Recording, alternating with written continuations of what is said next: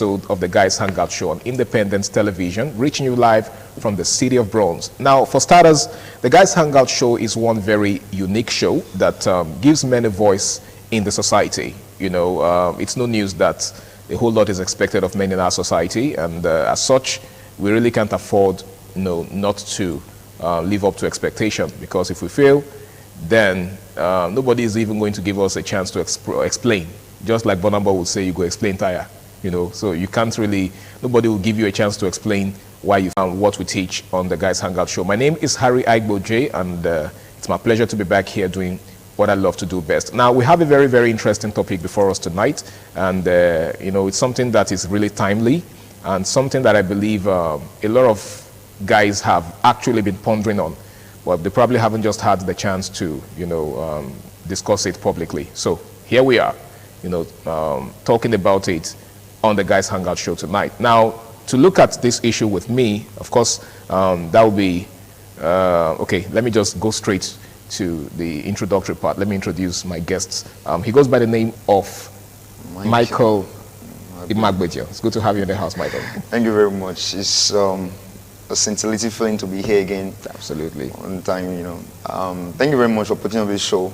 It's really been of tremendous help to the society, and especially the male gender. Thank you, and thanks to the Independent Television of course, for the rare privilege. It's indeed a privilege to to be here, to give our fellow men a chance to express themselves, and also to see the amazing things that we are opportune to do on the show. Yeah.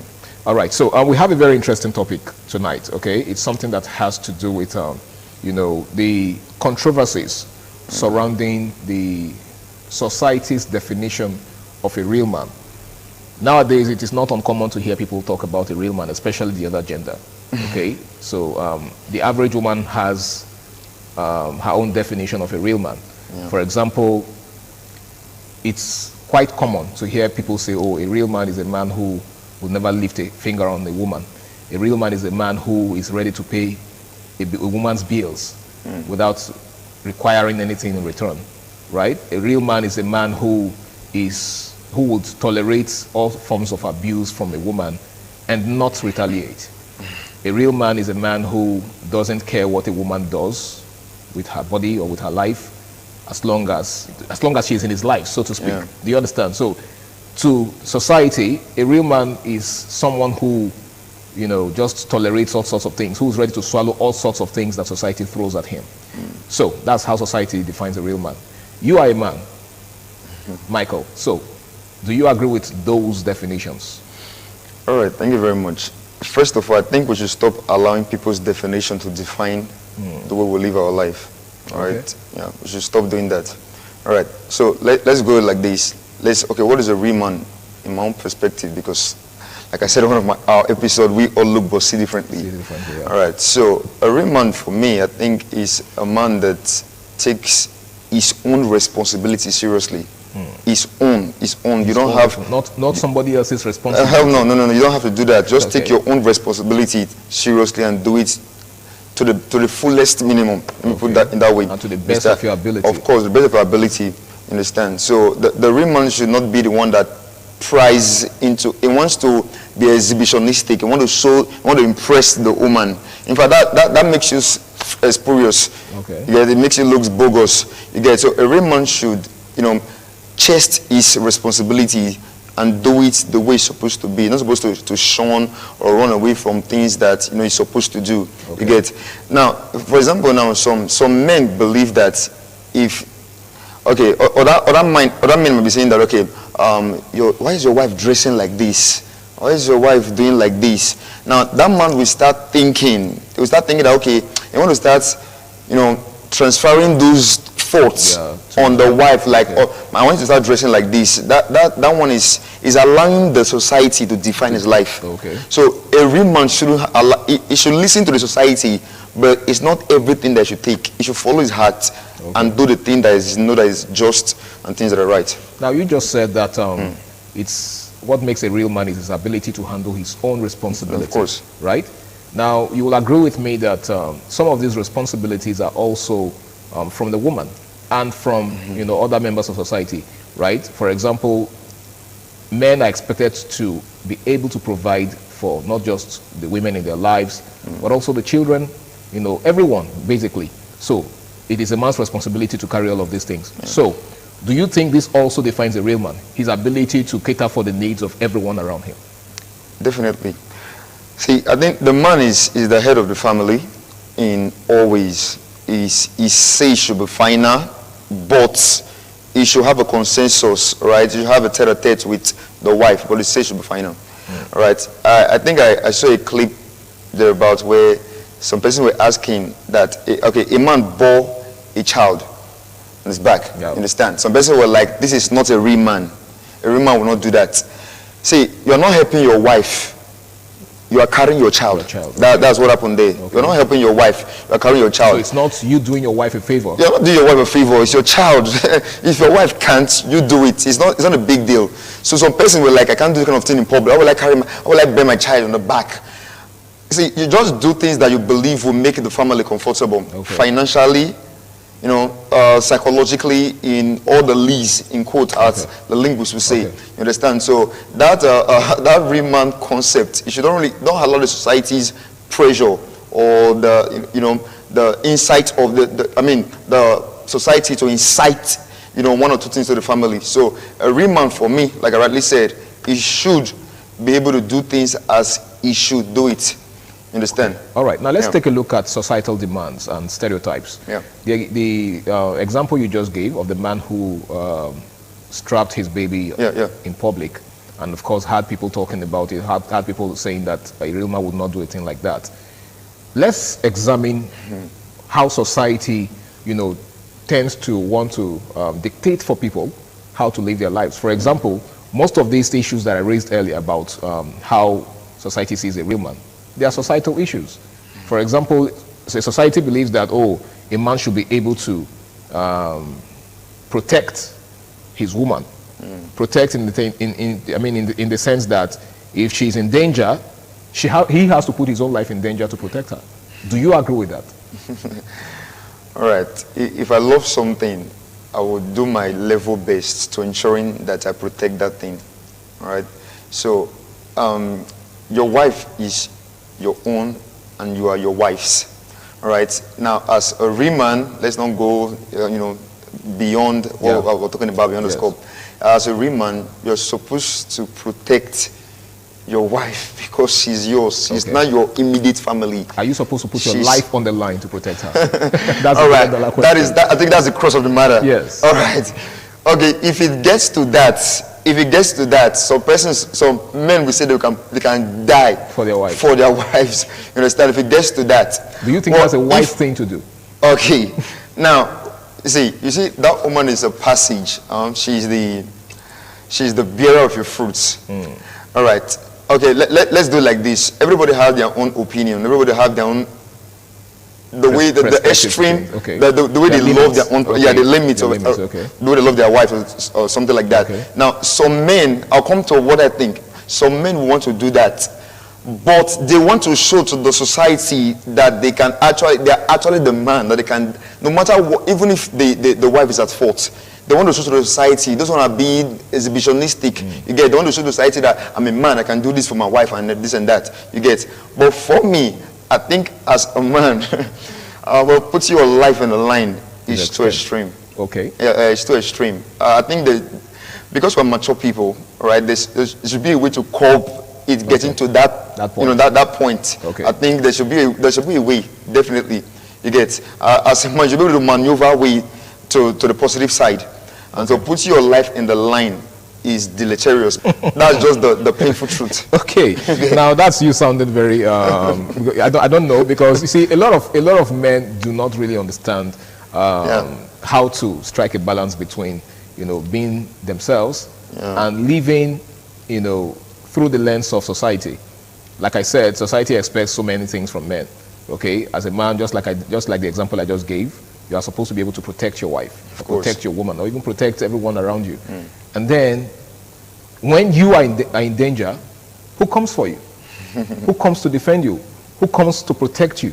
Do you understand? So let's look at striking a balance, because the truth is, as much as we want to say, men should do what is in their best interest, the reality is still that we cannot shy away from the demands of society. For example, when you get to a certain age as a man, society expects you to get married. Yes, it might not be convenient for you, Yeah, but of course. you cannot shy away from the consequences of not being married at that time, because a lot of persons are going to be telling you, go and get married. Of course, What the are you pressure doing? Do you becomes understand? much. The pressure is something you can't just wish away, right? But there's also the need to sometimes disregard society and do what you think is in your best interest. So my question is, how do you strike the balance between doing you and also trying to consider what society says, which you think, makes sense? For example, what I just said earlier about, you getting to a certain age and, settling down. What do you think can be done to strike a balance between both? Okay, first of all, I think we should always think about ourselves first before we take decisions. First of all, am I comfortable? Many persons now in toxic marriage right now, whereby they are regretting that they keep saying this, yeah. Because of the pressure. I think it's high time we stopped that kind of frivolities, whereby you go online, you see your mates or some persons getting married, some person younger than you, they're getting married, and you have this, you are pressurizing yourself, not even the one from the society right now, you are pressurizing yourself. I think this item will stop that. First of all, just ask yourself, am I financially buoyant? Am I psychologically ready? Those are some of the things that should be put in consideration. Am I ready for marriage? Like, I do go out a lot, go for night parties. That has to stop. So am I ready to put that life aside? So before we begin to talk about how those things will come and affect our health, we need to talk about ourselves first. Okay. I have to be comfortable first. Financially, right? In fact, that finance one is one of the is the nitty-gritty right now when it comes to talking about marriage. You understand? So before you do anything, especially marriage, because it's a lifetime thing, or supposed to be. True. Unfortunately, right now you see That's persons. not what it is. That's not what it is anymore. So you need to ask yourself, am I okay in all ramifications, in all spheres? Okay. Like, it needs to be you first. All those are obsolete mentality. That what would the society say?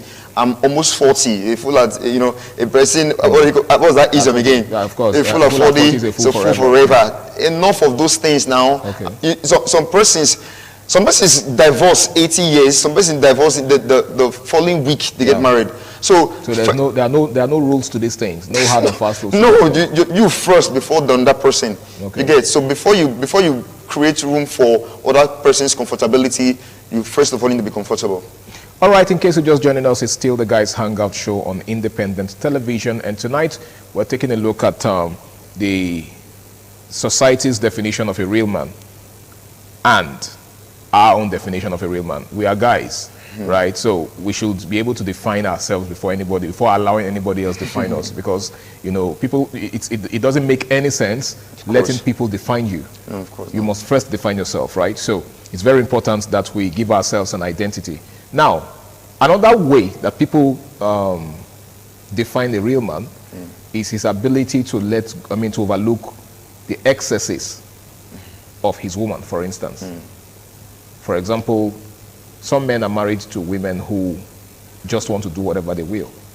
For example, she wants to go out clubbing with her friends, and as a man, you're supposed to just sit back and let her. She wants to dress skimpily to an event. And as a man, you're not supposed to tell her what to do. A real man is a man who allows his woman to, be herself and do whatever she wants. Now, is a real man, if that definition is right, right, is a real man also the man that allows her to face the consequences of her actions when they do come? All right, thank you very much. First of all, I think at the outset of marriage, I think one of the reason for dating is to know a person, right? Yeah. So when you're dating the person, you already know the person's do's and don'ts, his likes and dislikes, right? Now, if I want to form the whole concept of a real man, and you allow your wife to do some certain things because you want the society to see you as a real man, you fall into melancholy. You will not be happy. See, a day will come. This oath, as it's been boiling up for some time, it will just spring up all of a sudden. The man will not know when he just take something, one object and hit the person, and it will be aghast, like, how come? That's because it's been boiling from the time. for some time. And Now you you failed to understand. nip it in the bud. Good. So it just, yeah, thank you. So before you know, now we just make it just burst out. And when it bursts out, you see him doing some things that he never planned to do. And you'll probably regret later. Terribly. So I don't think, I think it's a puerile mentality that you, because of the fact that you want to be a real man, your wife's friends, they are eulogizing you. Hey, your husband, everyone confronted like one-to-one, like, you are really, really doing great. You allow your wife to live as a woman should live. Kudos to you. Because inside they are boiling. You understand? So a man shouldn't die in that silence just because he wants to give, let the society know that, okay, he's a real man. I think that's a poorer mentality. Okay. And men should keep that in the wardrobe. You understand? Okay, now, in a society where there's so much pressure on men to, be passive towards the way their women choose to live their lives, okay? Men are now taught to be more tolerant of their women, right? For example, women will tell you that a man who tells or who tries to dictate for them, or who tries to set boundaries for them, is controlling, is toxic. I mean, there are lots of terms that are being thrown around nowadays. Yeah. Some even go as far as calling them narcissists and all of that. Okay, so as a woman, you feel like you are a full-grown adult and you're not supposed to be answerable to any man. Then do you think, what's now the essence of a relationship? Right. Do you understand? Yeah. What's not the essence of a relationship if you think you are an adult and you should not be answerable to anyone? All right. Thank you very much. First of all, submission from the wife to the husband is very important. Okay. I don't say slavery. And that's something, exactly, yeah. I'm glad you're mentioning this, because that's one language that triggers a lot of women nowadays. They don't want to hear any of it. Don't mention submission, else you are talking about slavery. That's it. So that's what I'm bringing it to the table right now. I'm being explicit. I said be submissive. But don't. Yeah, that don't submission is not slavery. Okay. You respect. See, if you want to do something, take permission. Let it look as if you are taking permission from your husband. If it declines, it's not out of hatred or acrimony. It's out of love. For example, you say you want to travel to the village. This is April. This is April 14. All right. You say you want to travel to the village, and it says you shouldn't, and you say that travel is very important, but it says you shouldn't go. First of all, it has a cogent and highest reason why it doesn't want you to go. For example, it can be because of these recent killings, this fear of reprisal. Yeah. So it might be because of that. Just like that, I don't want to hear about that kind of thing again here. You start having this feeling of it doesn't want, it's oppressing me. Yes. And that's not true. It's actually doing it out of love. Protecting you. Of course, let's just take let's just take this allusion to this children stuff. A child will say that I want to go for a party. Now, that father knows that the child might be endangered when he goes there to start fighting and everything. Say, don't go. The child will see it as oppression. Oppression. You don't like me, dad. Don't help with you, dad. I'll get angry. Many of talk to the dad for days. Yeah. It's not oppression. It's not that he doesn't love you. It's out of love. That's where maturity comes in from the woman's perspective. Okay, you don't want me to go. May I know why? Gently, don't just spark off and let everybody know in society that, okay, he's oppressing you. Why don't you want me to go? That's where maturity comes in. By the time those things are coming to place, the marriage will be, in fact, you want to marry the second time because both of you now, you're not so mature, you understand yourself so much. You understand? Okay. So those women seeing those things as oppression, as slavery and everything, that's a terrible mindset. If it doesn't allow for something, there is always a reason. For example, don't go and buy that thing. You're supposed to understand that maybe his pocket is not financially buoyant at that particular point in time. You understand? Okay. So it doesn't have to be, we'll have to look beyond that thing that, okay, is oppressing me or is maltreating me. Look at, and very wrong of some wives, you say, look at what your mates are doing. Okay. That I can become forlorn because of such kind of, statement. I can fall into melancholy because you are comparing me to other men. You understand? And that's just some of the things that I believe. Okay, now let's begin to wrap up now as we examine the things that men can do, to break free from these stereotypes that society have placed on them, these limitations or these, cliches that society, have placed on men. For example, society says that a real man is a man who allows a whole lot of things, from his woman. What do you think a man in that situation should do? a man who is under pressure to conform to society's standards, whereas he ought to be himself? What do you think he should do? All right. A man should follow his heart in that aspect. Okay. I think he should follow his heart in that aspect. If you follow the society, you may hurt the woman. If you follow the woman, you want to hurt yourself. So just follow your heart. You'll be okay. If I have like 100,000 now, and my friends know about that, and the wife asks of 90,000, my friends are like the society. They might start saying that, come on, why would you want to give your wife everything? Why would you want to give 90,000? Don't do that. But if you give your wife the 90,000 or the 100,000, will you be okay? Yes or no? Ask yourself, will I be happy? I think a real man, right, we see him, a real man will be happy to see what he loves happy. So that woman, if that woman is happy, you'll be happy. Because you are putting the woman's needs before yours. Yes, okay. So you don't have to look to the people. You are in the marriage society, they're just like unseen audience. Yeah. And they are behind the scene. They will eulogize if it's going well. They will ridicule and belittle you if it's not going well. So you don't have to look at them. You are the one that is there. Anything that comes up, the comeuppances that come up, you'll be the one to take the blame. Okay. The good thing that come up, you'll be the one to take the credit. So just follow your heart and leave the rest. So in a nutshell, a real man is one who follows his heart? He follows his heart and do what is right. Okay. And do what is right. Okay. That's very important, yeah.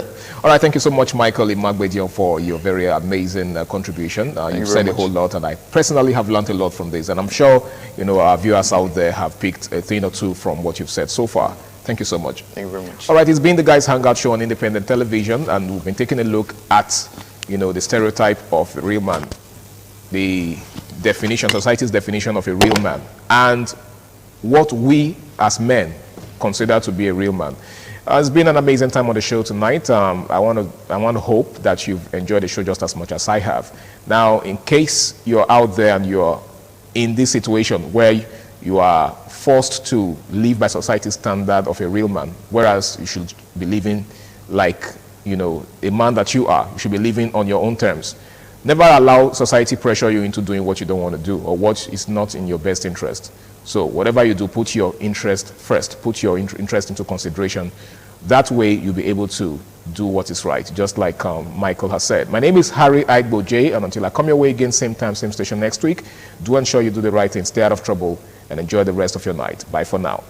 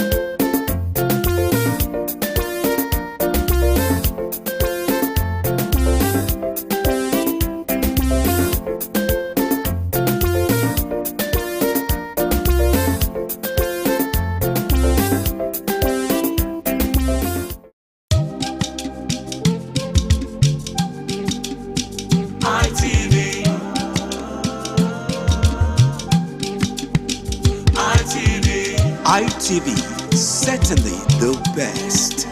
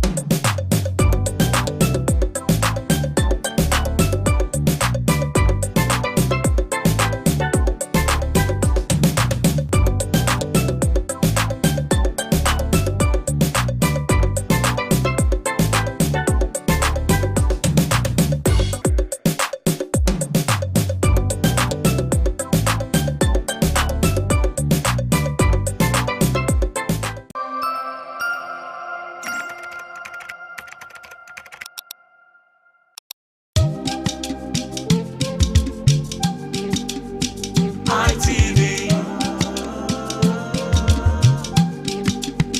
ITV. ITV, certainly the best.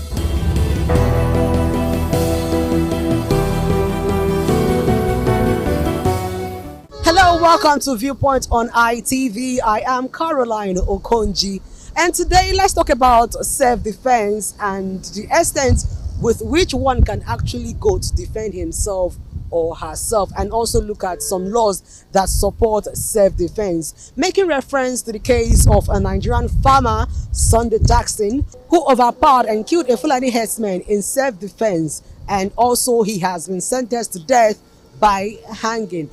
Despite claims that he acted purely in self-defense, the Supreme Court of Nigeria on March 7, 2025 upheld a lower court verdict, ruling that rather than retaliating, he should have fled. It's Viewpoint on ITV, so let's go meet and sample opinions of resource persons regarding this topic.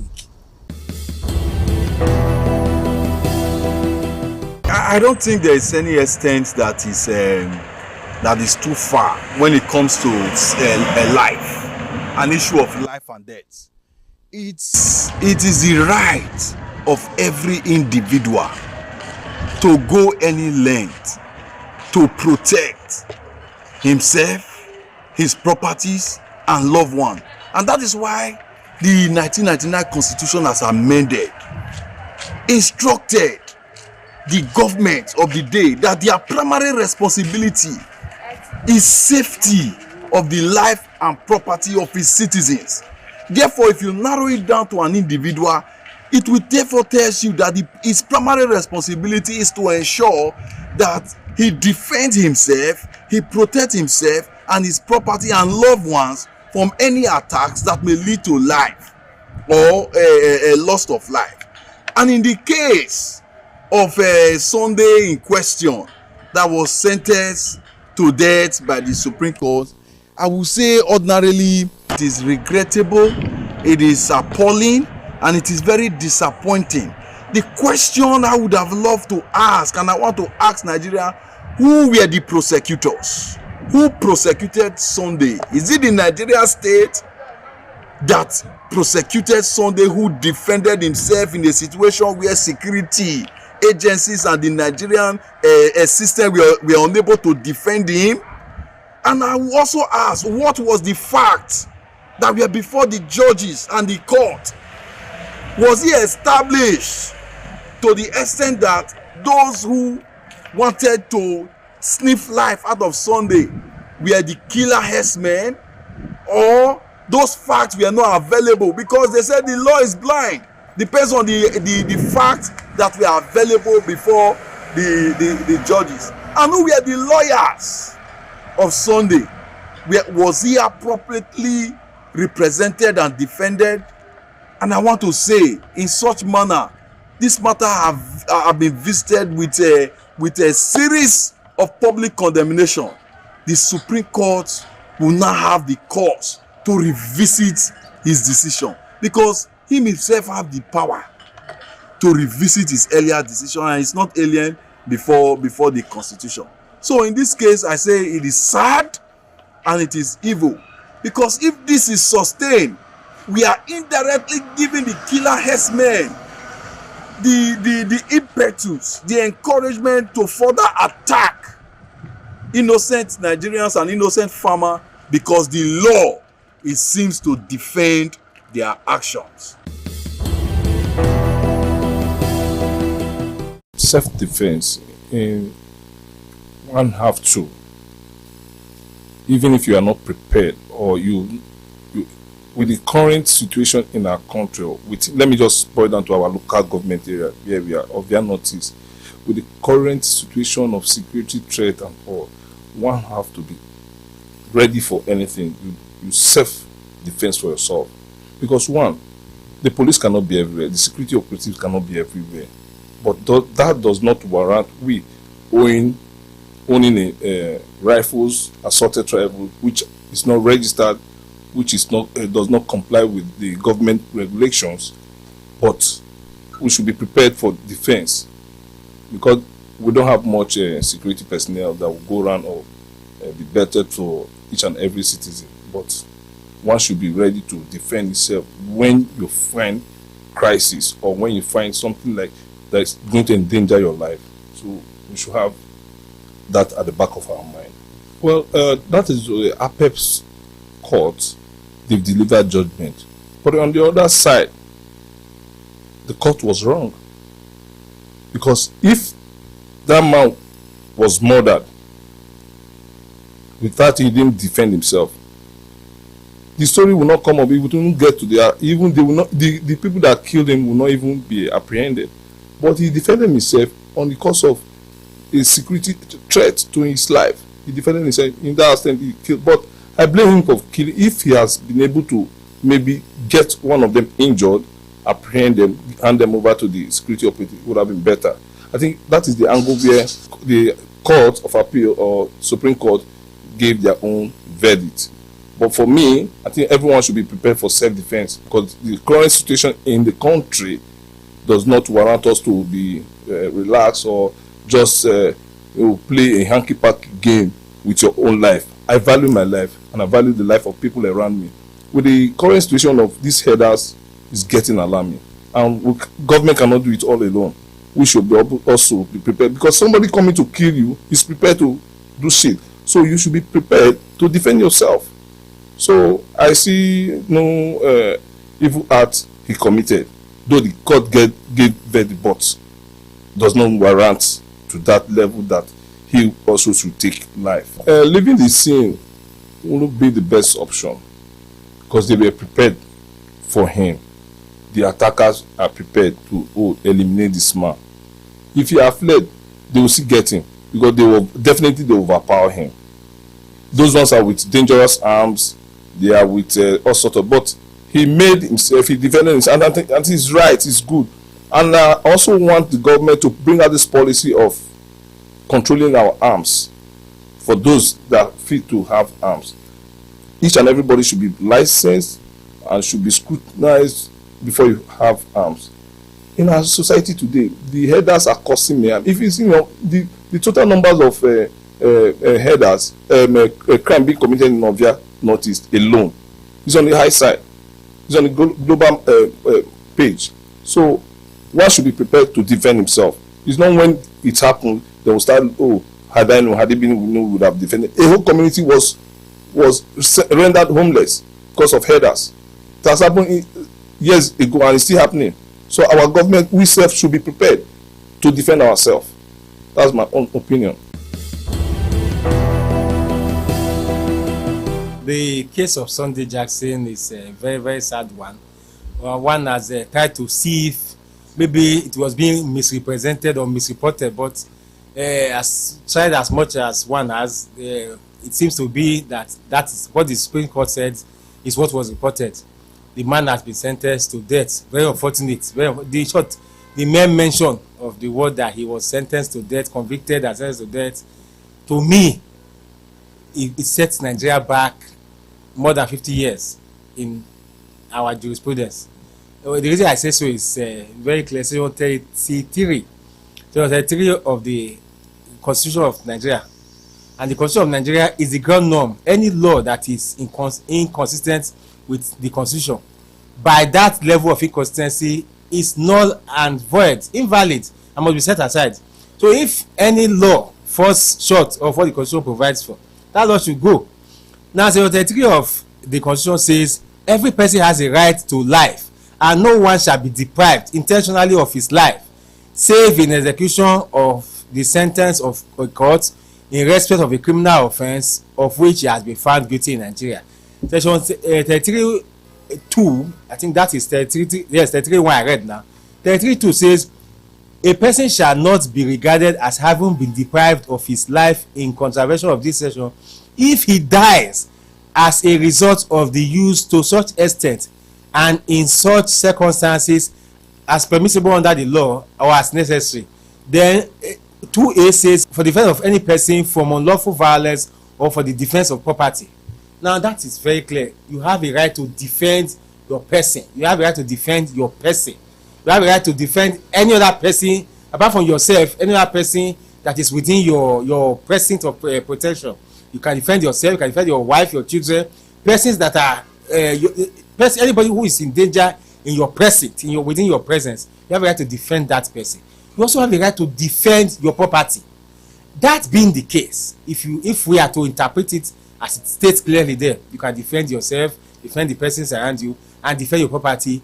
A person who was farming in his own land, in his own farm, in his own land, he was there sitting in his doing his business privately. He didn't go to attack anybody. He was doing his legitimate business, and suddenly he was attacked from nowhere by another person who left home with the sole intention to go and do harm. That other person, the herdsman who came to attack Sunday Jackson, left home with the intention to go and do harm. See, these are two clear cases. If you read the criminal code's provisions on murder, it is the Fulani herdsman, the herdsman that was killed, that actually committed murder, that actually attempted to commit murder, and he was overpowered. Sunday Jackson ought to be given a medal. In a responsible society, be given a medal for defending himself and also defending his property. The reasoning of the Supreme Court is that so far as Sunday Jackson had been able to overpower his attacker, the herdsman, he ought to have gone away. Our people must learn that in this life, there are things that are born with you. You have certain rights that are born with you. If you are sure that you are within your rights and you have not committed any offense, and somebody just came to attack you, he's attacking you, you have done all that you needed to do to avoid the attack, but he's attacking you on your own property. Please defend yourself. You have a right to self-defense. I know that it would dwindle, it will bring down the fight, the pushback to defend yourself from the farmers, because the farmers on their own part, they've suffered enough and they've been trying to defend themselves. But with this judgment now, judgment is going to bring down, going to dampen their spirit, it's going to dampen the spirit of defending themselves. But they shouldn't see from that perspective. Rather, the farmers should speak up in one voice, go to the National Assembly, push for an amendment of the Constitution and even the Criminal Code, so that it will not expressly so say that if you are in your property and you are attacked, you can do anything to defend yourself. Let it be expressly so say. Because when it is not expressly so say, the way it is, I read the provision just now, you can see that it leaves room for the judgment that can go this way and go that way. It's time we amend this provision to make it now clear. Even though it is so already, but it should now be very clear that anytime you attack a man in his own property, you can be killed and nothing will happen. Let everybody understand that one. Actually, I want to look at it from two major aspects. The reason that I want to look at it from these two aspects is because of some things that I know. When I say some things that I know, is that one, I'm looking at the aspect that have to do with the issue of some things that trend in social media. That when you find out the detail, it might not be as it is being presented. So if the judgment was actually based on what we have been hearing and reading on social media, personally, I would say that is extremely wrong, bad, injustice, and wickedness. But if that is not the true story, that there is something behind it, probably they find out that it was not in self-defense, then that means the government need to come out and make the truth to be known. But for now, since we have not heard contrary outside what has been going on social media, it's a condemnable act, an injustice of judgment. Then, if I want to look at the extent to which one should defend himself from the biblical aspect, I know that some people want to say something, want to react negatively. Some others may also want to see it from another perspective. Why did I say so? For instance, Jesus will say something. He said that if somebody slap you on one side, you should give the other side. Then if you also look at it, he was also talking about that if somebody is dragging you to the court, he said you should quickly settle the matter on the way. And when you read that scripture down, you now discover that one of the reasons that Jesus was giving such counsel was actually because of the injustice of men. So when you look at that, I want to say that if you see anything that have to do with trouble, the best is that you should run away from it. Be somebody that will follow the Bible principle, where the Bible told us that we should follow peace with all men. That means we should be peacemaker. Then we should not allow anything that will make us to become in trouble with anybody. But that is not to say that trouble will not come. Because even if you decided to stay on your own, not to relate with people, trouble will still come. So I want to say this. There is a law of the land. Because as far as we are still here on this earth, so you discover that there are things that we cannot do without. There are laws that are guiding everybody. So when it comes to the aspect of self-defense, in the area that is, if we are now going out of the biblical principle, it should be that the government should know that if they are not there to provide security for the people don't have option. Now for them to at least to also want to rise up to say let them defend themselves, because you can't watch an evil man coming to you to take your life and you now say because tomorrow they will judge and you will not be defended based on to say you kill the person that is trying to kill you, that you should allow them to just come and slaughter you before your face. So you have to also rise. So I want to use this opportunity and this medium to tell our leaders that they should rise up to their own responsibility. They should rise up to their own justice. They should not make those that they are leading to lose confidence in them. Because the truth is this, as far as Nigeria is concerned, the summary of our justice is injustice. It's something that is condemnable. To rise up and do the right. Something whereby how to defend myself. Just like the way I'm working right now. This is my factory where I'm doing my production. Someone can just walk in down here now and tell me that he wants to come and take over this property from me, and which I knew is for me. It belongs to me.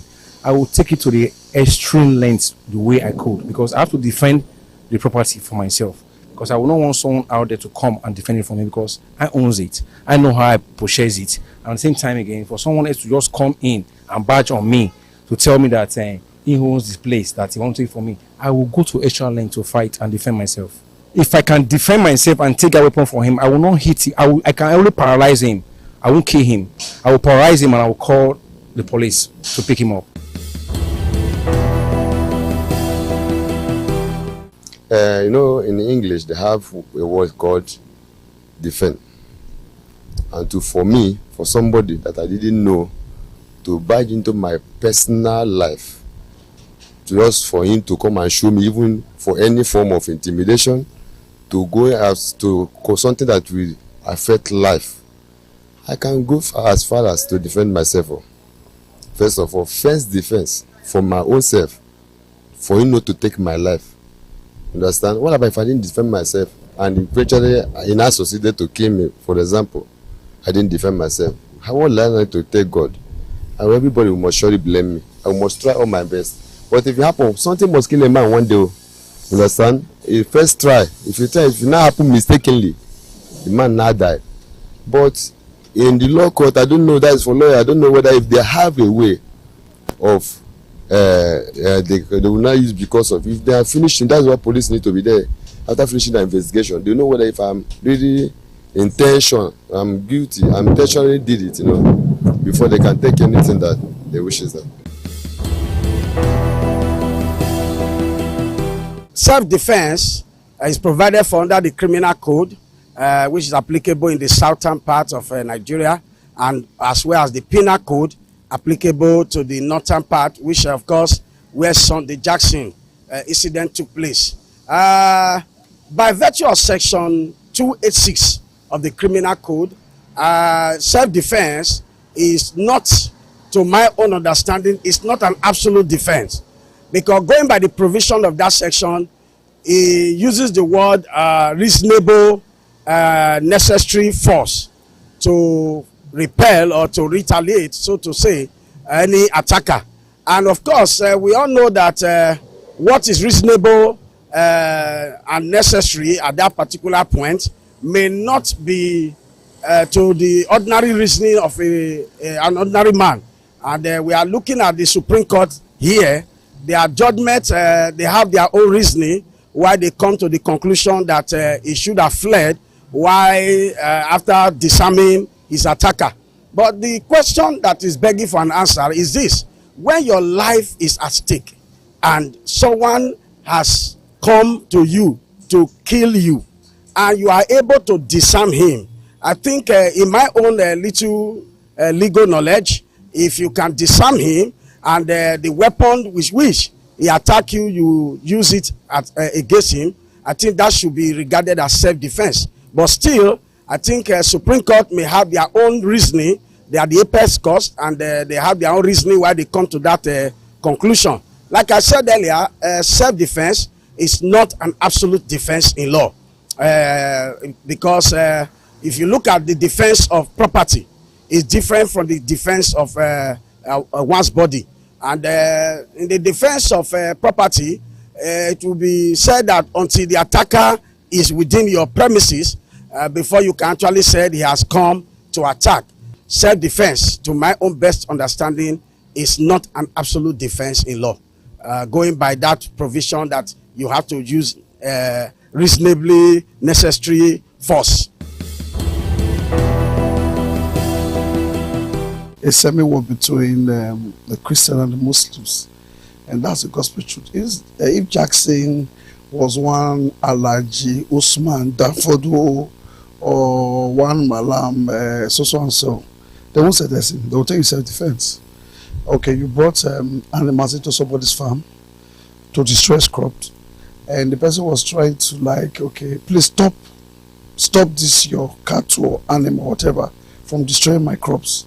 Then you attack the person. Self-defense. The person trying to save himself took the knife from you, and you could see the mark all over him. Fought back, and in the process, the other person lost his life, and the Supreme Court was quick to pass judgment. They will not be so quick to pass judgment when it comes to politics, when it comes to what you call it, election and all that. So I think it's one-way ticket. The Christian Union, Christian, CAN, PFM should wake up to their responsibility. They should stop fighting themselves.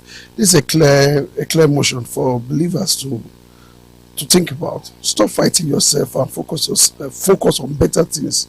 If the Muslim nation can just pass this judgment, just like that, then I think this is Nigeria. Nigeria is not a Muslim country or a Christian country. It's for everybody. Whether you're Muslim, whether you're Christian, whether you're non-believer, whatever you're serving, that Nigeria is for everybody. And so the law shouldn't favor one side. So the favorism is going to one side. You can say an Hausa man. Sorry, I'm not trying to be partial here. Selling dagger, knife. Then nothing. When the police, in fact, they won't even arrest him on the street. But you and I, if we walk by the street, there is a knife in our car, the policeman will ask, what are you doing with this knife? When you get to the station, you will explain. But there was some man where they sell them for street, we carry dagger, carry knife. They hawk them. Nobody arrest them. So that's Nigeria that we are.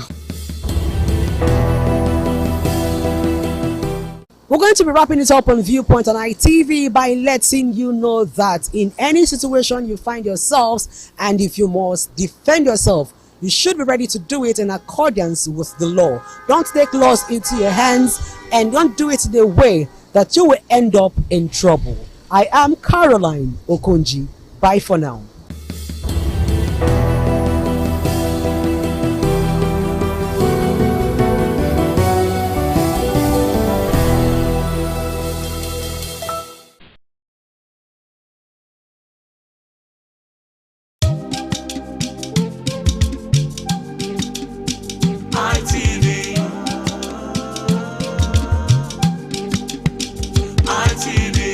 ITV, certainly the best.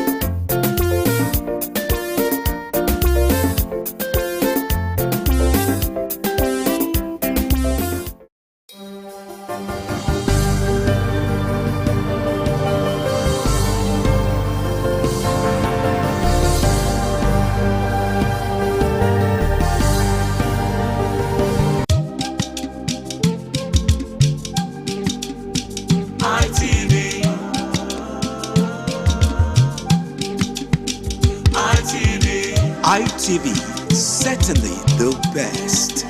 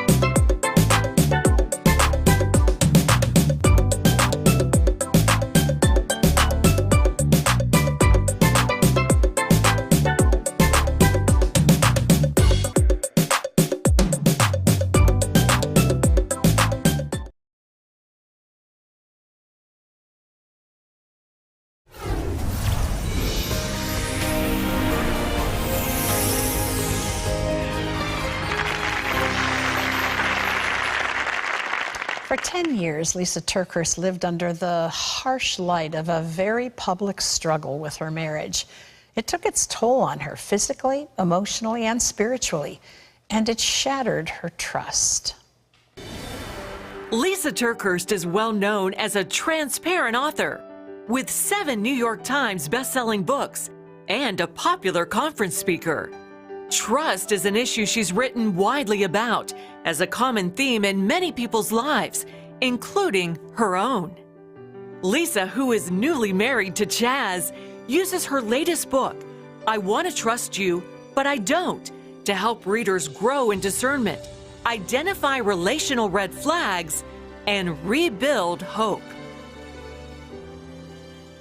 Please welcome back to the 700 Club, Lisa TerKeurst. Lisa, it's wonderful to have you with us.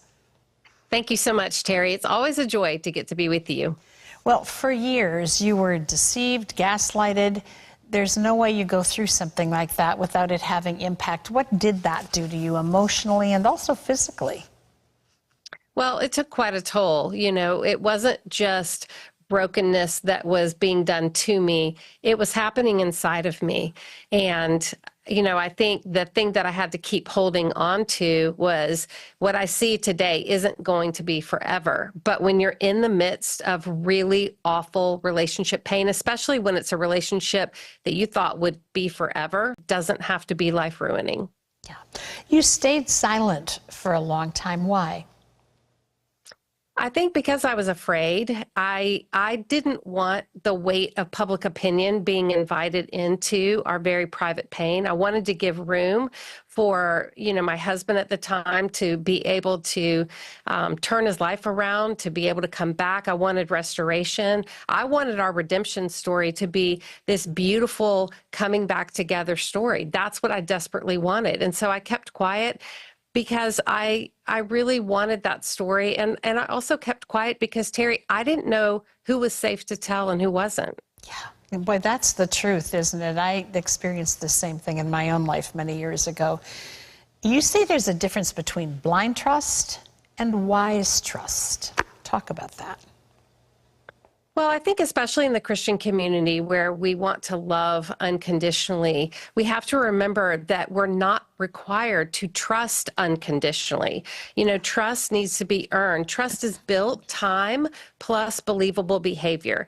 And you cannot repair trust that keeps getting broken. So we have to shift from blind trust, which is trust everybody with everything, to wise trust. That means using the gift of discernment, which the Holy Spirit gives us, to fill in the blanks. Sometimes what we see isn't the full story. And one thing that my counselor, who's an amazing Christian man, he told me, he said, Lisa, where there's smoke, there is a fire. Now, it may not be a full-blown house fire, but even a flicker of a candle, if you hold your hand over it, you will get burned. So our discernment is what God gives us to be able to see beyond what the facts are and to be able to really understand if something's going on, we have to investigate, ask questions, and the reaction of the other person will tell us a lot about whether it's true danger or whether this is just a trigger from past pain. You know, I think the reason that there's such a difficulty in acknowledging those things that are happening, that are slow fires that are starting, is because once trust is broken, I mean, restoring it is just so difficult. I live near the ocean, and when there are riptides, there are red flags posted on the beach. And you talk about that in your book, and it's what we're alluding to here. You need to recognize the red flags, but then what do you do with that? Well, the reason I listed out red flags in my book, I listed out 11 of them, and some of them are really severe red flags like immorality. This means that this person really does not want to participate in the reality that there is a definite right and a definite wrong. So immorality seems to be a really severe one. But then another red flag is irresponsibility. Maybe it's not quite as serious as immorality, but irresponsibility can create a lot of wear and tear on a relationship relationship when you're not sure you can count on the person that you love. So there's 11 of these red flags. And the reason they're so important, it's three things. Number one, it helps us identify potential pitfalls in a relationship. Number two, it could also help us identify where are the roots of distrust coming from. We feel something weird with the person, but we're not sure exactly why we feel like we can't trust them. So these 11 red flags helps us identify the roots of distrust. But also the third big thing about the red flags is it helps create more self-awareness within ourselves so that we can make sure we are fostering trust inside safe and healthy relationships. You know, I want to get to this while we have time to, because I want to give hope to people who are in relationships that can't be fixed. Everybody's for restoration. I know you were as well, but sometimes it can't be. You're remarried now, and yet there are trigger things that come from the hurt of your past that you still have to deal with. Speak to that.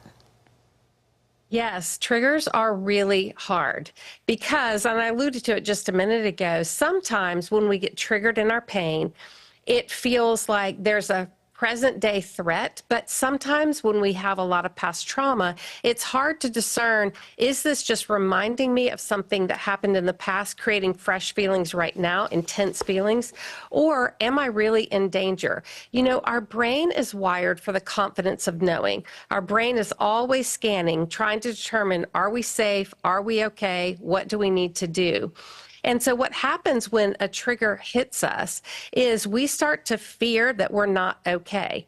And when we fear that, the only thing that I have found that works is we have to ask questions. And like I said a minute ago, when we ask those questions, the response of the other person will tell us a lot. If the other person says to us, really, we're still dealing with this, you're not over this, you're crazy, then that is such a concerning response, and chances are something's off there. If the other person's response is, you know what, because of all that has happened, of course you're feeling triggered. Of course you need to ask questions. Of course you need to look at my phone. What do you need? Do we need to talk it out? Do you need to look at something like my computer or my phone? What do you need? And when the person's reaction, when we're triggered in pain, when the other person reacts that way, that safety provides an opportunity to really build trust. Trust is the oxygen of all human relationships. You starve a relationship of trust and you starve it of vibrancy, and possibly even you starve it to death. Absolutely. So much wise counsel in this. Thank you for taking your pain and the things that you've walked through and making all the healing you've experienced available to others. I want people to know, I Want to Trust You, But I Don't is available now. You can get it nationwide wherever books are sold. Lisa, wonderful to have you here. Thank you. Thank you, Terry. Gordon? Coming up, this man coded in the OR. He was dead for 3 minutes. See how the voice of God brought him back that day and saved his life again 13 years later. Then Terry and I will be praying for you ahead on today's 700 Club.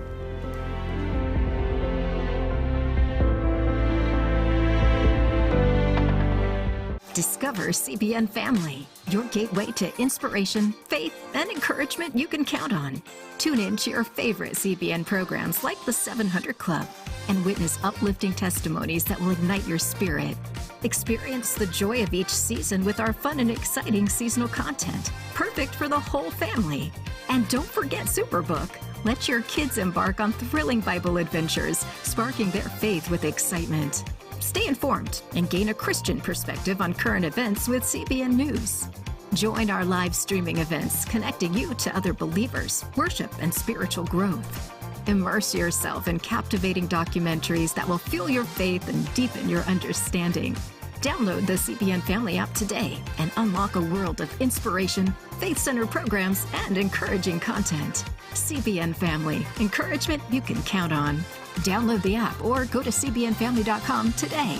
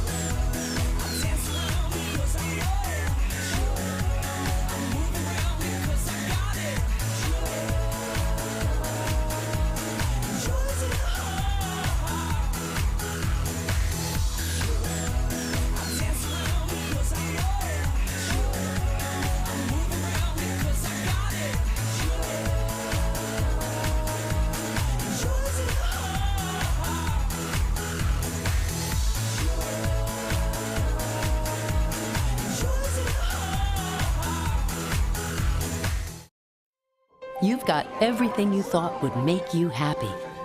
A promising career, plenty of friends, and a growing family. But life seems empty. Something's missing. Only God can bring real meaning to life. True happiness comes from knowing Him. Discover how God can change your life.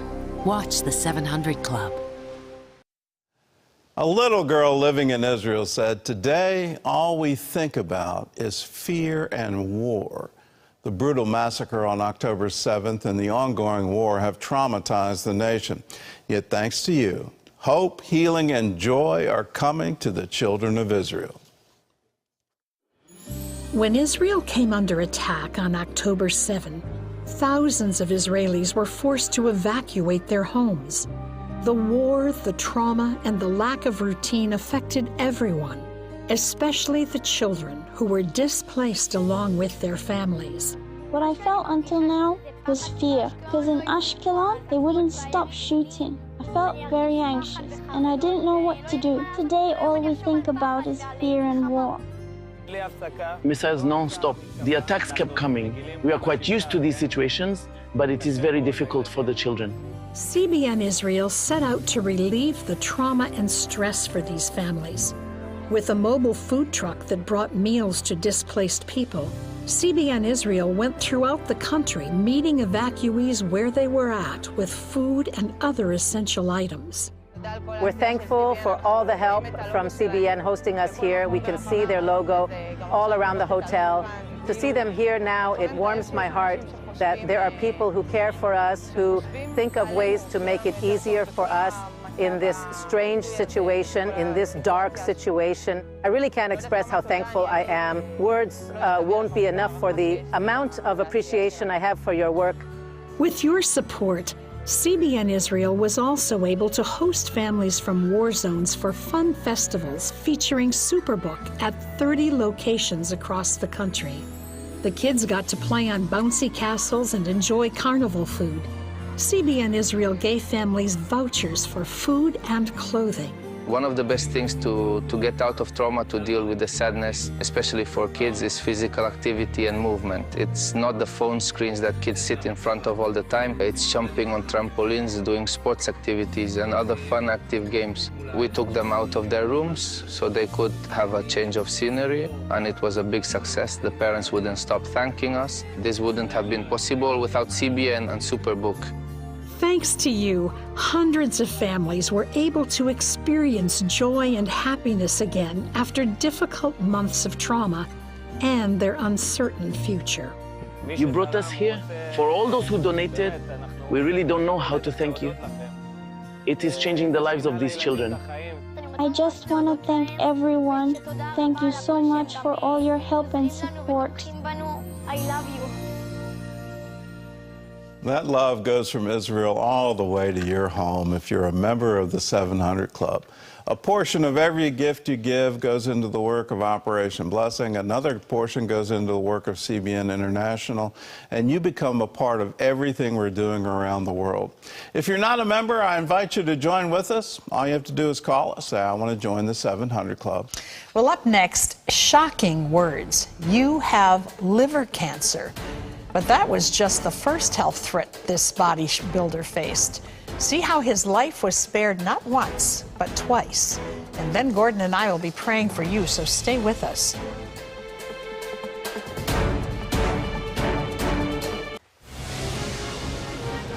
Woohoo! Hi, Superbook fans. Here's something else you'll love. It's the new Superbook Bible app. It's packed with games, activities, and Superbook episodes that you can watch for free. Oh, no! There's trivia, a fun daily devotional, and answers to your Bible questions. Plus, an easy-to-understand Bible the whole family will enjoy. You can even create your own Superbook character. Ta-da! Whoa! The Millsburg Falls man coming... Sorry, pardon me. Sorry, excuse me. Ouch! Are you getting this? Earn super points to win daily prizes, too. And so much more! Time to get back to my adventures. See you soon! It's the new Superbook Bible app. Free downloads on iTunes, Google Play, and Amazon. Remember for a moment what it was like to be a child. You believed every story you were told. You saw a world full of endless possibilities. What stories will the world's orphaned and at-risk children believe? We believe the Bible tells the only story truly worth believing. We believe that every child should have the opportunity to dream, the chance to take challenges and turn them into possibilities, the chance to stand on the promises of God, to recognize their place in the greatest story ever told. They have their whole lives ahead of them. Theirs is a world of endless possibilities. They are looking for a story to believe. We will tell them that story. Will you join us?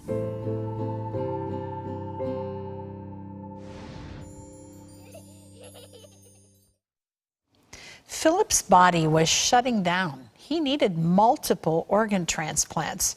As Philip was staring at the end of his life, he cried out to God. Then he says God reminded him that he had already died once. Weird things started happening. My eyes turned yellow. I was constantly tired all the time. I started dropping weight. It sent me into fear. This is the end of your life. Philip Hanks valued strength more than anything.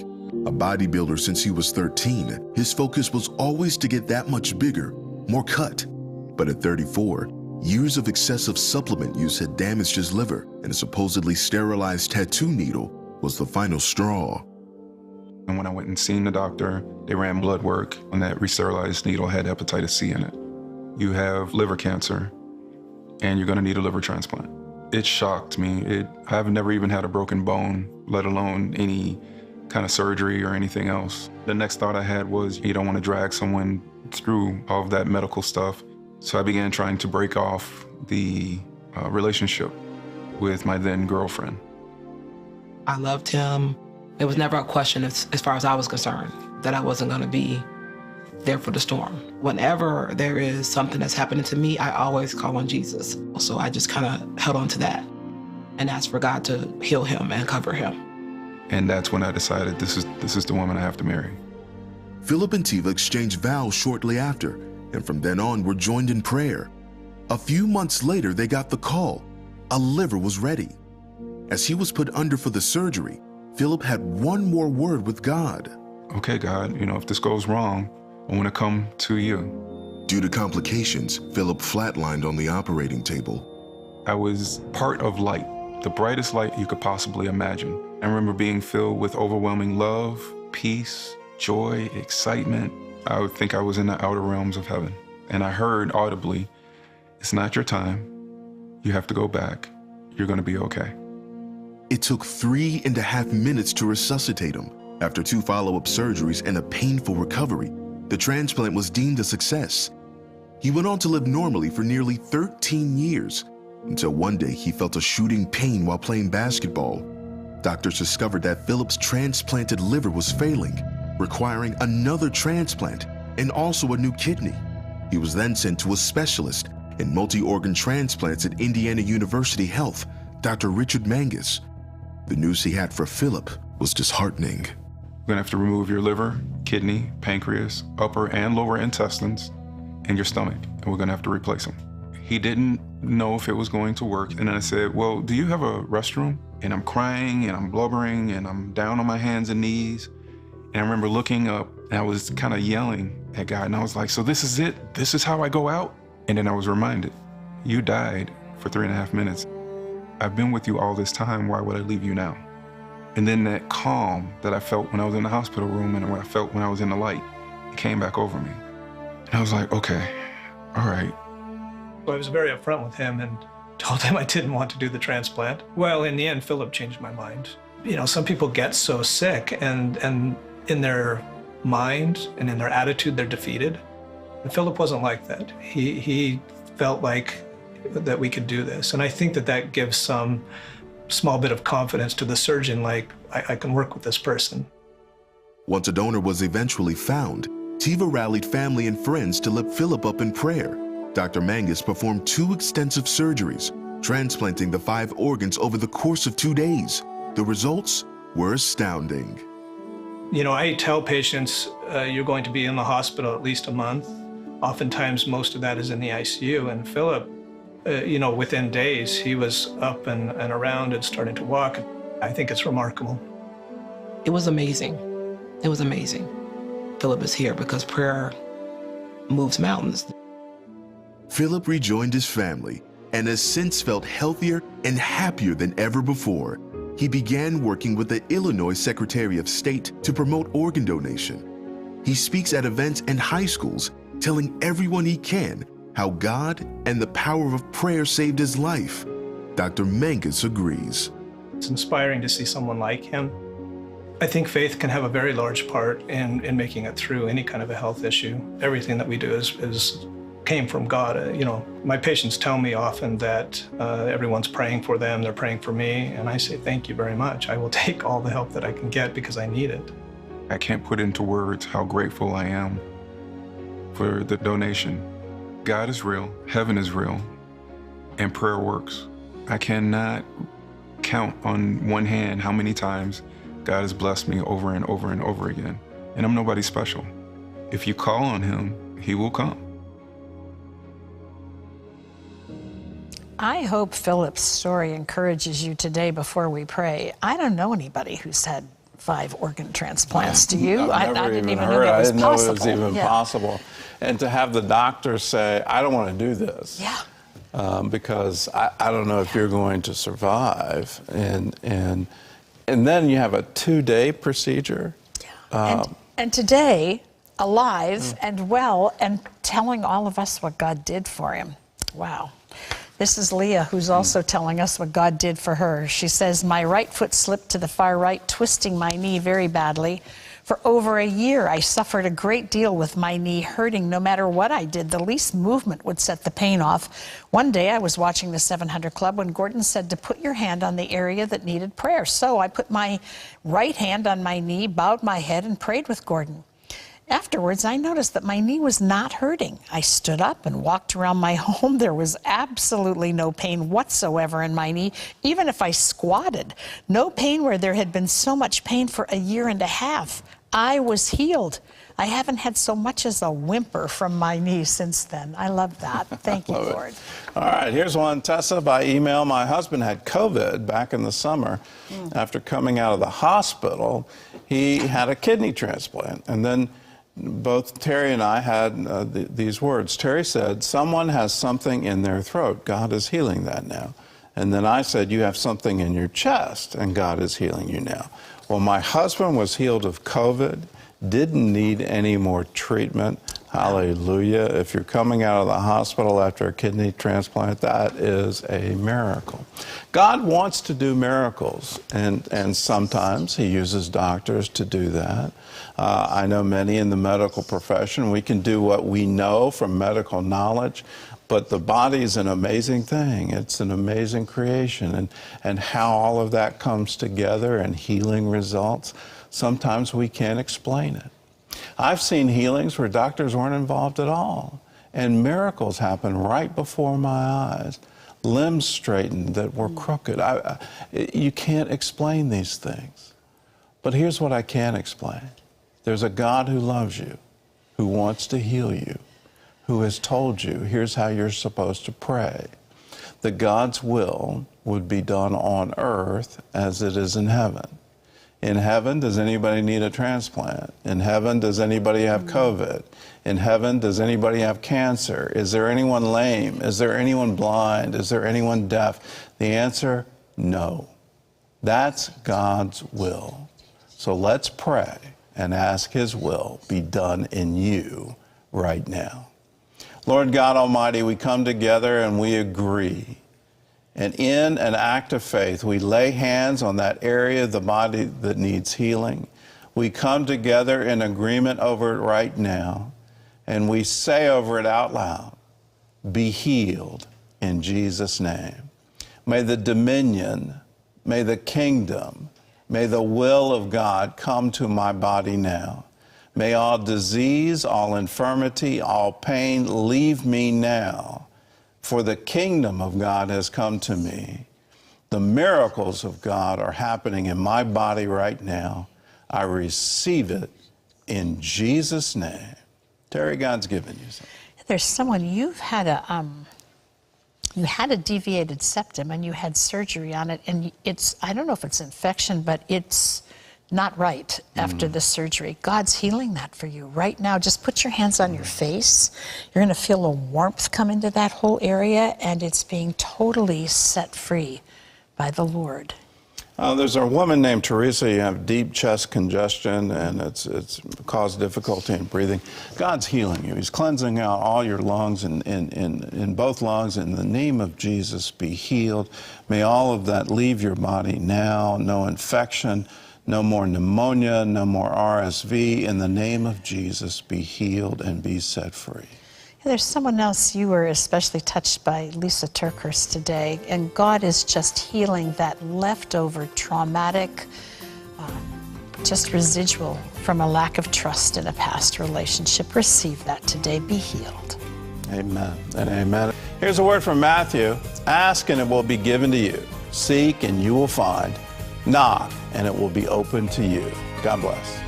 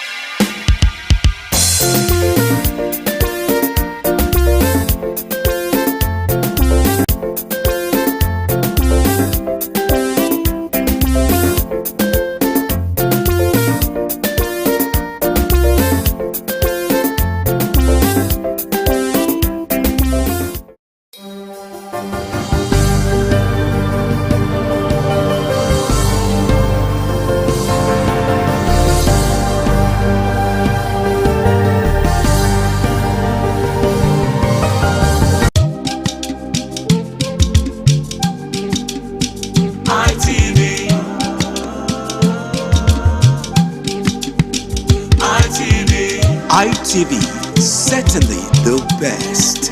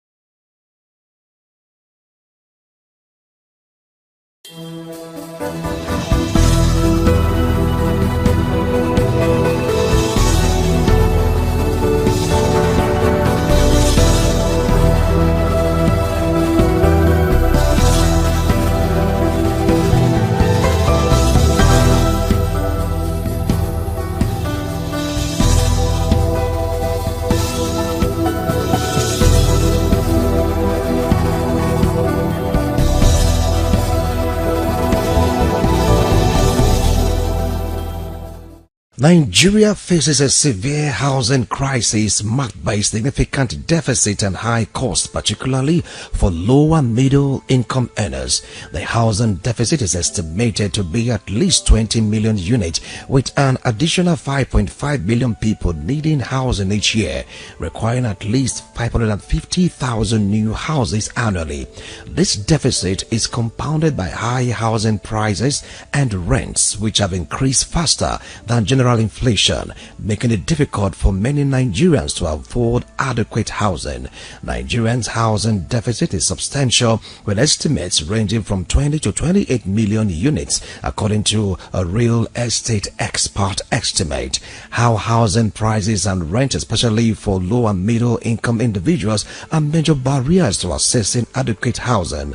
A lack of viable mortgage system and high interest rates hinders home ownership, particularly for those in lower income brackets. The housing crisis has led to the growth of informal settlements with substandard living conditions. Rising costs of building materials such as cement further exacerbate the problem. Nigeria's housing sector faces a multifaceted crisis. Addressing this requires a multi-pronged approach that includes government intervention, private sector participation, and innovative financing solution to make housing accessible and affordable for all citizens, according to the Federal Ministry of Housing and Urban Development. Let me just speak of Benin City, where I reside. You see, the menace of agents has become a menace. Agent is something that is known because they help you to, you may not be able to go around the town to look for houses that are vacant and all that. So these agents are supposed to, bring people who will come. They know all the houses that are supposed to be free. They're supposed to be like a liaison, a middleman between the tenant and the landlord. And in those days, they used to possibly collect 10% of whatever you are going to pay as your annual rent. But I want to tell you that these people are not even collecting more than God. God in the Bible collects 10% as tithes. I can tell you for free that this agent now, they collect as much as 30%. The landlord would have told them they will ask you for agent fee. They will ask you for agent fee 30% of what you are paying. Then they will ask you for caution fee. They will ask you for agreement fee. And to be very honest with you, in many cases, this caution, these agreement fees, they don't even go to the landlord. Is there a law governing agents in this country? I really don't know. This is something that the government may need to look into, because these agents, they are devil's agents. They are frustrating tenants. 20% of rent from the prospective tenants is unreasonable. So by the time you add those figures, those unreasonable figures to the already built up costs, it makes it scary. So a lesser standardized percentage may be acceptable. It's not just to make policies, it's another thing to also enforce the policies. The property market can be regulated, not in a way to hurt the agents in a way, but to curb the excesses. Because if you also look at it, like I said, there are positive and negative sides. We're also encouraging them. You are keeping people off the streets, you are giving them jobs, okay? But we want to regulate how, or we want them to regulate to what extent they make property accessible to others. So a fair pricing system can be encouraged. The agency business can be standardized. Consultation between the government and the stakeholders on a fair price can also work. This housing problem is being compounded by both professional and non-professional estate agents, popularly known as house agents in some clime, making houses to be very expensive for the masses. A person who sells and rents out buildings and land for clients, an estate agent or a realtor. The journey to finding a suitable rental property or accommodation in Nigeria is often fraught with challenges in cities like Lagos and Benin City. Navigating the murky waters of rental practices dominated by estate agents or house agents is unprecedented. Prospective tenants find themselves ensnared in a wave of unexpected fees, especially for house inspection, leading to frustration and financial strain. Some agents will ask as high as 30,000, 25,000, 20,000, 10,000 or 5,000 depending on the area. It's alarming with the rate these persons are going. Some of them are very greedy. They take advantage of tenants in certain properties. For a situation whereby an agent is demanding more than 10% from you, that is criminal. I know some states they allow more than 10%, but to my best of my knowledge, Edo State, the standard is 10%. That's what an agent should collect. Then, as a tenant, if you are paying for a rent for any property, ensure to ask. Let them give you a breakdown. They shouldn't just tell you 1.5 million, 2 million for a property and you just pay. No, even if you have the money, You are not the only person that will be renting house. Other persons, because once you make this thing a norm, make it a norm, it will become a standard. Before you know, every other person will be seen as a normality. So I will advise potential tenants, when you want to get a place, ensure you ask them, let them give you a breakdown. They should tell you the amount for the rent. They should tell you the amount for if there's a legal fee. They should tell you the amount for the agency. Like I said, standard 10% is fair enough. Then if there's a caution fee, they should tell you. Any other fees, service charge as well, maybe managing the place in terms of light bills and utilities, that's my service charge. Any other fee or bills outside any of these that I've just enumerated, it is illegal and it is criminal. What they do, they will make it difficult for tenants to take your house. Number one, they will go and put different fees. They will do agreement for the landlord that owns the house. Jesus Christ of Nazareth. And they will shield the tenant from you. Not until he enters your house, you will even know your tenant. So the person that's coming to take your house, and that can put the owner of the house in jeopardy, and they can give him problem, because as the owner of the house, I need to know who's coming to my house, but they will shield the person. And the different fee they collect from intended tenants or tenants is too much. At times they say caution fee. They will tell you this fee, that fee, that fee. So I understand in a house that somebody went to rent, they made him to pay 200,000 naira caution fee, agent fee, this fee, that fee. Jehovah, for my house, on my head. And it is high time government begin to regulate their activities. Some time ago, Lagos government have to climb on these agents, and it's high time that those state government come out and look at this thing holistically. Because I saw a house that somebody went to rent, 2-bedroom flats, 1.2, 1.4 million in this building. And that is outrageous. An agent collected up to 100 or 200. Or that's almost, as they say, 800,000 for one parlor and a room. Jesus. So, number one, they are responsible to an extent for astronomical increase in house rent. Number two, they also cause problem between landlord and tenants. In that, before a tenant gets to your house, you don't know it, or you will just come there and say, this is my new tenant. Whereas if you had interviewed the person, maybe you wouldn't have given him your house in the first place. And number three, they are also making things difficult for the tenant themselves. A tenant that went to hustle for 150,000 to rent room and parlor, you come and give him other bills, then he will not be able to get this thing. So missed and the need of owning a property of your own, because the way some of our agency are taking it now is just somehow the agent will just skyrocket some locations and tell you this is how much they are giving this location. For instance, now we needed an apartment in, let's say, Uselu, Gbowo, Saplerwood houses. The owner might just say, okay, let me give it lesser price, but the agent will place that property in their care. We just say, no, this is what they are renting in this location. This is how much we used to give property, 2-bedroom flat, 3-bedroom flat, as the case may be, a room and a parlor, unit self-contained, as the case may be. They can say, okay, this is what we are giving in this location. This is what we are giving. But that is not in the mind of the original owner of the building. So that's the reason why we are urging all the agents, we call them freelancers at a time. In all, they are called agents.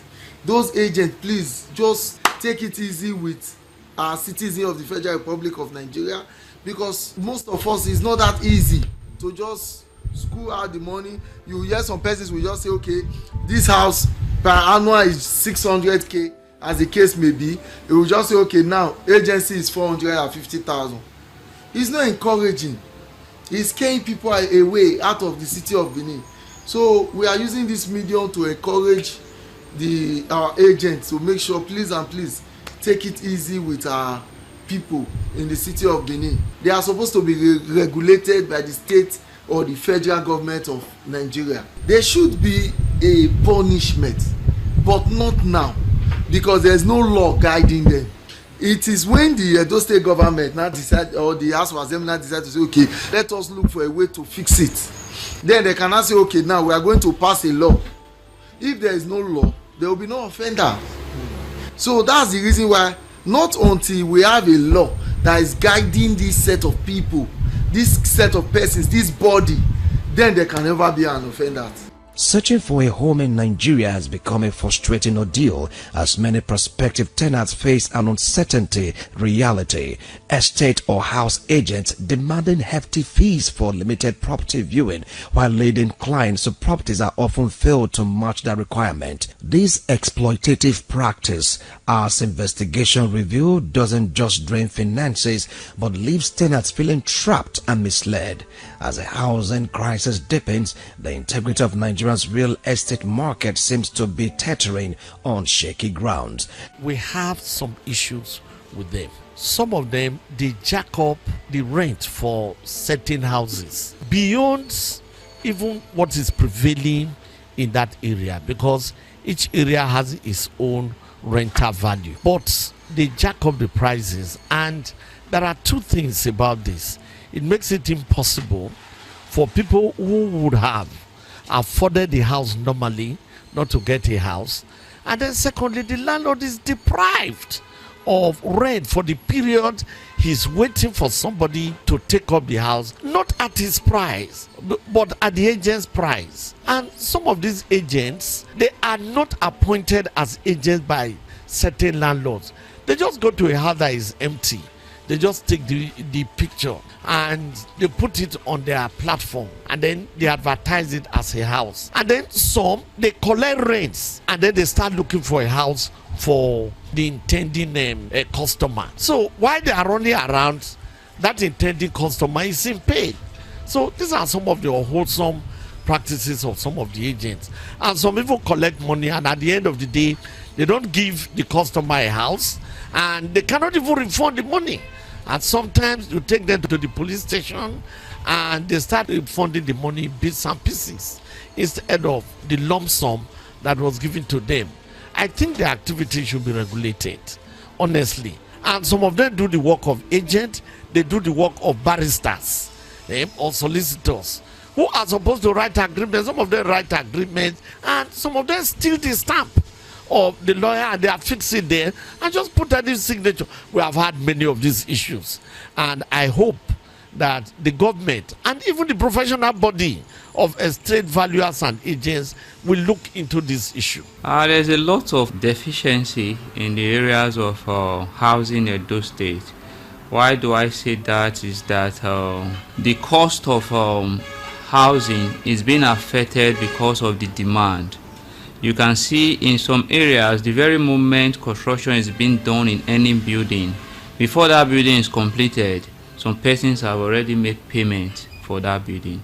That is to show that the demand of rentage is very high. People need this property, they are desperate in need of it. And because of that, there is now inflation in the cost of housing. The landlord, there is no regulatory system to regulate the cost of building per areas or per environment or per the size of the building. So landlord just wake up to put a fixed price on their property the way it suits them.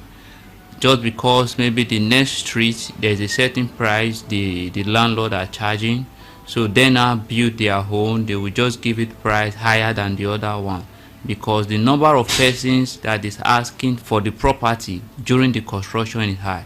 To be honest, the agents in Edo State, their activities are very, very terrible. So I believe the government and the judiciary, they have to step in. Because, for example, there is a time that the NBA, they come together and they said that there is a fixed price for the lawyer. The lawyers has a fixed price, maybe 5%. If it's above so amount, it's 2.5%. So there's still room for you to negotiate with your lawyers. All these are professionals. They have their own regulatory bodies. And also the government has to step in, because roadside agents will just give fixed price. Sometimes they are even trying to aim higher than the owners of the property. You will see a property for 1 million naira. Agent will tell you that agent fee is 300,000 naira. You don't know how much they buy block. You don't know how much they sell sand. You don't know how much they sell cement. You are even trying to share the same profit with the owner of the property. So the government have a lot of work to do. First of all, let all agents be profiled, and let there be a regulatory amount on their charges that will not affect the tenants, because when it's becoming too high, you will see that it will also affect the economy of the environment, that people will be shifting away from renting us.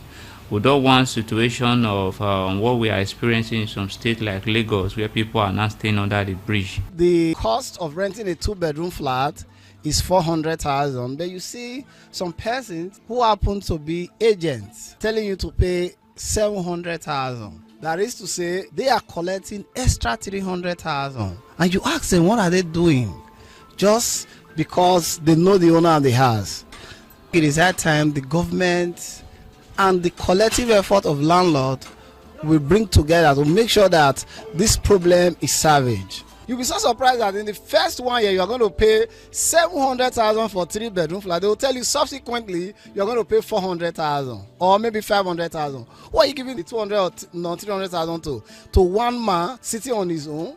What is the work of this man? Just to bring a link between the owner of the house and the tenant.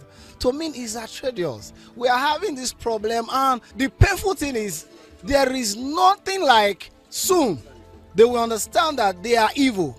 Sorry to say, I will say it. Some of them, not all, are evil. You are collecting outrageous money from people, 300,000. Or some will tell you 20% rate.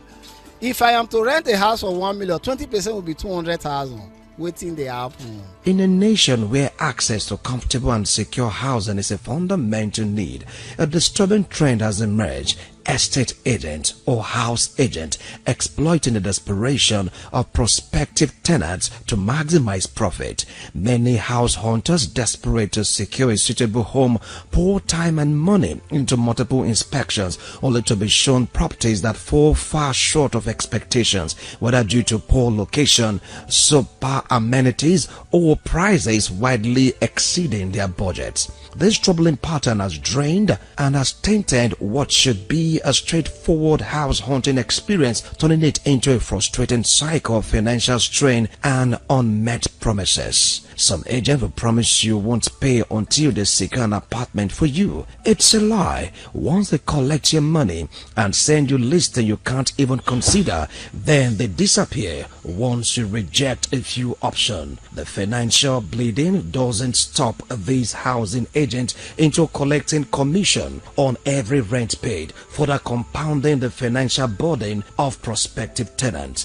Why agents are often viewed as primary culprits, finding a review that landlords are equally complicit in this exploitative web. Many landlords, fully aware of agents' dubious tactics, deliberately channel prospective tenants through these middlemen, knowing it will pile extra charges on renters. Though this arrangement may seem like a convenient way to streamline tenant selection, it raises serious ethical concern around transparency and fairness.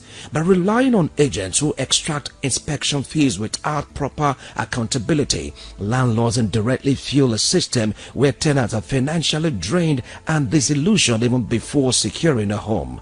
Across social media platforms, a storm of outrage has erupted from victims of this exploitative racket. Numerous posts recount experiences of exorbitant inspection fees levied under false pretense that left prospective tenants drained and demoralized. Many describe this drawn to properties through glossy, deceptive listing only to meet with vastly different realities during physical inspection. Shabby apartments, noisy environments, and poor maintenance often replace the pristine visual showcased online, sparking frustration and heartbreak for those desperate to secure a home. Beyond financial strains, the emotional toll is undeniable. Tenants feel trapped in a system skewed heavily in favor of landlords and agents, an ecosystem where renters' vulnerability is exploited while accountability remains elusive. Adding another disturbing layer to this crisis is the revelation that some landlords or their relatives now disguise themselves as estate agents or house agents to exploit tenants directly.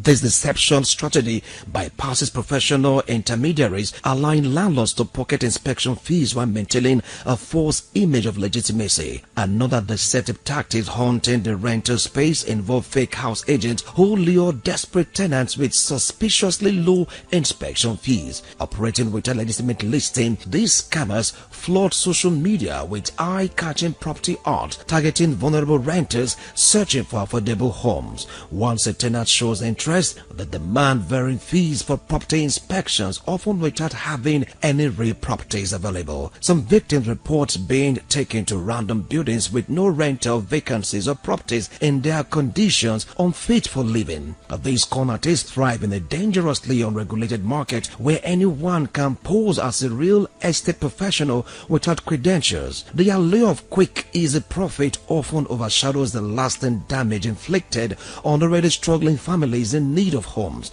By posing as agents, they lure unsuspecting tenants into believing they are dealing with professionals, not the property owners themselves. Some even create fake online profiles or use aliases to maintain this illusion. Another deceptive tactic haunting rental space involve fake house agents who allure desperate tenants and suspiciously low inspection fee. Operating without legitimate listing, these scammers flood social media with eye-catching property ads targeting vulnerable tenants searching for affordable homes. The role of an agent is to help source or manage, protect the said building. So if you are paying, whatever you pay, you say you pay to an agent, the agent at the end point replies back to the landlord or the house owner. So if we can also say, we do also have some, what I would have suggested that we were saying, agent that tells you they want to search for something for you without. But the bottom line, that agents hike in house rent, I don't believe, because where me or you stay, some people have houses, and because of the stress of talking to these tenants who in total don't help maintain a property, you handle it to a man, an agent who can help you speak and understand the language your tenant speaks, and to relieve you of their stress and burden, you give the agent to maintain. That does not give the agent the prerogative or the right to increase or decrease that house. You are now to tell the agent, this is what you collect, or agent suggests to you. They are not the owner. If tomorrow you want me to help you sell something and say you have a house, you have a land, you have a car to sell, and you give it to an agent to sell, you will tell the agent or the household that you are selling at this fixed price. There's no way agency can be bigger than the said money you are paying. It's impossible. So maybe they will not tell you are paying legal fee, you are paying agency fee, you are paying the ad fees. But if you understand the terrain, understand the system, if you pay it first, the first time, you are not going to pay that again. If you understand it, an agent does not have right to collect a legal fee. Looking at the present state of house agents precisely in Edo State today, absolutely is not an help to a common man as it stands. In a situation where an agent will impose a fee in a house they know nothing about, and at the end of the day, the money that will be going to the landlord or either the landlady of the house will have nothing to do with that of the legal fee. So many fields to talk about. So at the end of the day, I will say from my own take, the government, if they have anything to do to make this agency to be a better regulating body, because it's time today, anybody just wake up and for any reasons nothing doing, they appear to be agents on the street, and at the same time they don't care about the genuinity of the persons they give these houses to, which at the end of the day, many of these clients bring problem to landlords and landlady. All they are after is just what they gain and what they profit at the moment. Imagine collecting 5,000 naira inspection fees for more than 5 persons for the same apartment. Some house agents will go as far as preventing prospective tenants to have any form of contact with the landlord, making sure that rents are paid to the landlord through them. In Benin City today, looking for a house is like you going through the eye of a needle. You get to see advertorials on Facebook, WhatsApp pages, reading thus. Pay 800,000 300,000 naira now. Subsequent years, you pay 500,000. In some clients, you get to hear pay 1 million naira now. Subsequently, you pay 400,000. While in some part, you're going to see pay 700 naira now. Subsequently, you pay 300,000 naira in subsequent years. Where are all these monies going to? Some agents have fashioned a weapon whereby they can even collect money more than the landowners, manipulating the system so that the landlord or landladies will not even know what is going on. Some agents also go ahead to be the middleman between the landowners, the house owners, the tenant. The tenants will be arm twisted so they can pay directly through the agent, which in turn will take out their own share according to what they call it and give the landlord or landlady a payout compared to what they've collected. Some of these tenants don't even know their landlords or landladies. Sometimes they have to pay through the account of the agent. Just paint this picture: a tenant paying 1 million naira, or better still 800,000 naira, in some cases 600,000 naira, for the landlord to only receive 300,000 or 400 or even 500, as the case may be. The activities of these agents should be regulated. In this situation, they can choose to increase the rent paid fee on their own without giving the landlord the complete amount. Equipped with the knowledge that the tenants do not know the owners of these houses, some house agents deceitfully issue quick notice to tenants in order to bring in new tenants that will pay higher agent fees and house rent. This has in no small measure inflicts so much pains on tenants. These agents most time goes for the highest bidder, not minding what the so-called higher bidder does for a living, as long as the greed of the landlord and agents are satisfied. Hence, you get to hear words like "Oga, landlord, give your house to Yahoo boys. Now Yahoo boys they pay pass." Really, these fraudsters have so much money to spend and spare. This act further compound the pains of low-income earners. The act of putting money first before personality has plunged society into chaos. You hear of kidnapping, ritual killings, and robbery in the society, all because the landlord refused to vet prospective tenants properly, all because of money and the negative influence of house agents. The government of the day should, as a matter of urgency, look into these unwholesome practices of these house agents. This set of persons should be regulated and prosecuted if they desist from this unwholesome act. The government should set up task force on accommodation and housing matters, as done in some states in Nigeria, to checkmate the unwholesome practice of these house agents and greedy landlords, so that both high and low income earners seeking accommodation can breathe. Wilson Omasho reporting.